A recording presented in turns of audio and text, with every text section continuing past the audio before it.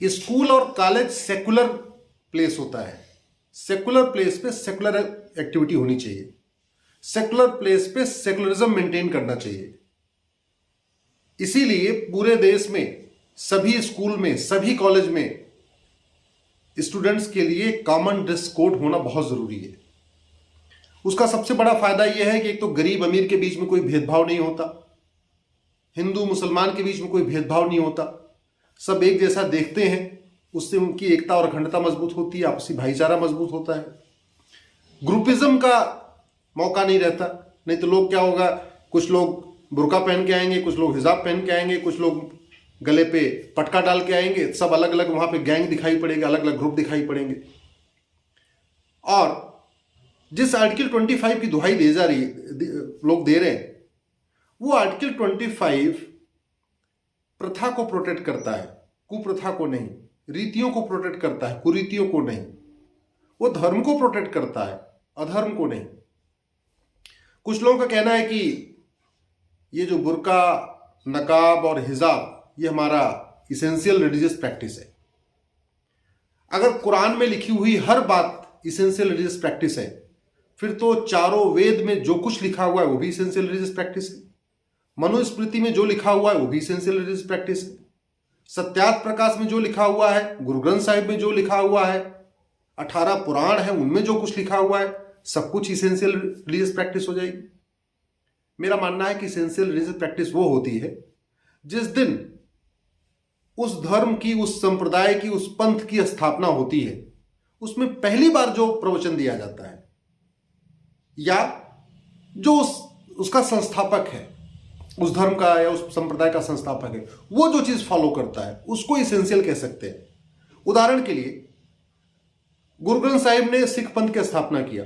जिस दिन स्थापना हुई उस दिन उन्होंने खुद भी पगड़ी पहनी हुई थी, उनके बच्चे भी पगड़ी पहनते थे, उनके जो इमीडिएट फॉलोअर्स थे, जिनको उन्होंने पहली बार उन्होंने शिक्षा दिया था, वो भी पगड़ी पहने हुए थे।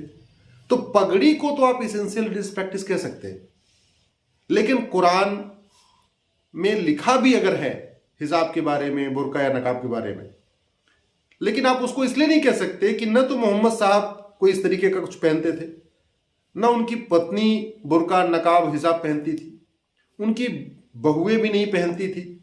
ये जो बुर्का, नकाब, हिजाब शुरू हुआ है, ये लगभग 70 साल के बाद शुरू हुआ है। मोहम्मद साहब के जाने के बाद 70 साल के बाद शुरू हुआ है। जो चौथे खलीफा थे उन्होंने शुरू किया है। तो इसको इसेंशियल कैसे कहेंगे? अगर हम इसको इसेंशियल कहेंगे तो कल को जो लोग नागा संप्रदाय को मानते हैं या जो नागा साधु हैं, वो कॉलेज में एडमिशन लेंगे, वो कहेंगे हम तो बिना कपड़े कहेंगे। बहुत सारे जैन मुनि हैं, अगर वो एडमिशन लेंगे कॉलेज में तो आप उनको कैसे रोकेंगे? इसलिए मैं कह रहा हूं, ये इसेंशियल नॉन इसेंशियल का अगर हमने ज्यादा आगे बढ़ाया तो पूरा रायता फैल जाएगा, एक पूरा पेंडोरा बॉक्स ओपन हो जाएगा। मेरा ये मानना है स्कूल और कॉलेज सेकुलर प्लेस है। आप अपनी अपनी मान्यता को कॉलेज के गेट तक रखिए। आपको हिजाब पहनना है, नकाब पहनना है, कॉलेज के गेट तक पहन के आइए। लेकिन जब आप गेट के अंदर एंट्री कर रहे हैं तो वहां भी पहनना, ये तो जिद करने वाली बात हो गई।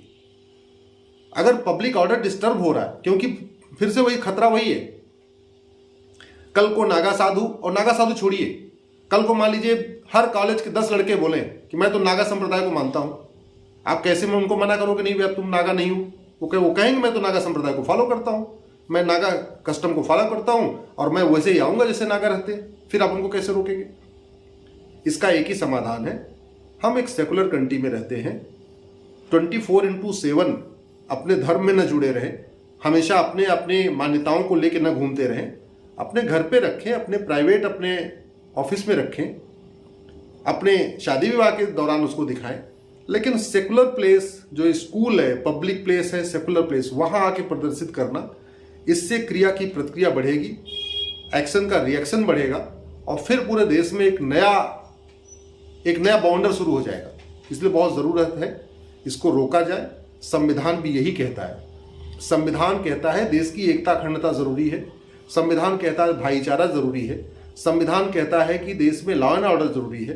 तो सबसे ऊपर हमारा देश है, संविधान है, बाकी ये रीति रिवाज ये सब बात की बातें हैं।